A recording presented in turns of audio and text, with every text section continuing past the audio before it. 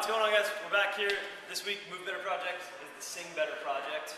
I'm here with my conductor, Bruce Tannen, longtime friend, voice teacher, dog sitter, employer in college, guy I babysat for years, so very good friend. Just kind of talking about this basic idea of posture that we've been talking about for the last few videos. And one of the things that I've really noticed about posture is that it's the exact same thing you told me to do in my voice lessons for 5 years, however long I was taking them.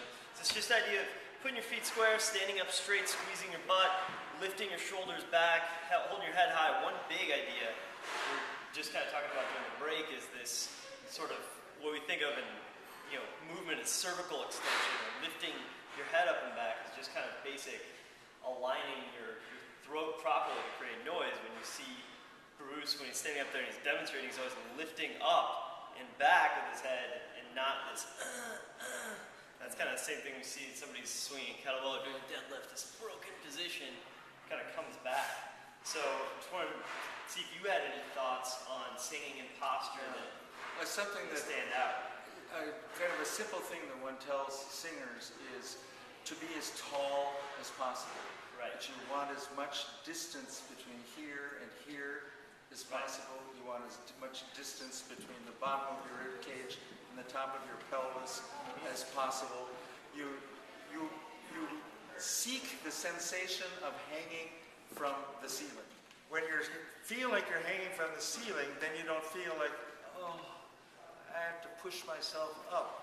This whole thing with the chin going up has to do with being motivated from the ground up, like that. Right, and this is basic, if we look at that, that's pretty much the standard computer rounded forward turtle posture. And basically reversing that, if you just open up and lift up, you're taller. This is the same posture that, you're going to be told to do when you're giving a presentation, right? Yeah. So you have to look big and confident. I worked with a very famous voice teacher named Gérard Souzet once, and he would tell me, you have to stand on the stage and impose yourself on the audience. Maybe you frighten them, maybe you invite them, but you impose yourself. And he would demonstrate by going like that, and his whole body would open out, the top of his head would go up, his arms would extend. He wouldn't go like this. The posture of a singer when they're going like this or like this is read as fear on the part of the audience, and they don't enjoy it. It also produces a pinched, unpleasant sound. You get tired a lot quicker, and your body is just really fatigued when you're done singing. But if you're going like this, the audience feels relaxed and energized just watching you. You get so much more voice with all of this expansion, and you feel a lot better when you're done. You don't ache all over. Singers ache when they sing badly. It's just like any other poor exercise. It hurts. It's just basic idea of maintaining a position and prioritizing that and focus on that. And I just remember some of the cues that you would tell me in voice lessons, things like lift your head up, and another one was breathe into your lower back. Yes. Just diaphragmatic, like just pushing down the basic idea of breath.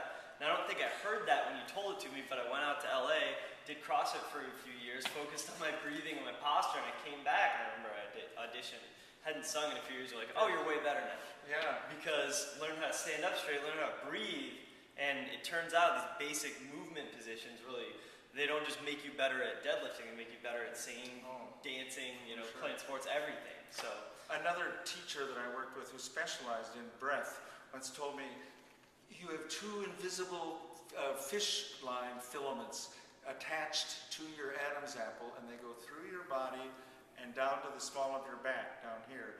And you always want to separate the small of your back, and by doing that, you're pulling on the fish lines, and you're pulling everything open by doing that. Well, it's totally imaginary, of course, and I kept wondering, do you really believe this? But it really, the imagination really helps you to open.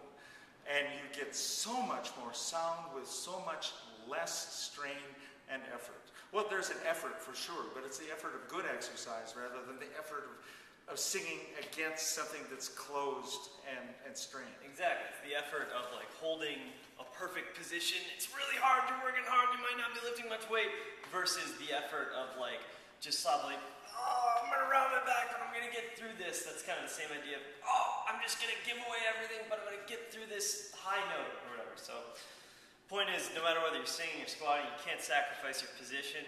And thanks so much, Bruce, for being on the project. We'll see you guys next time.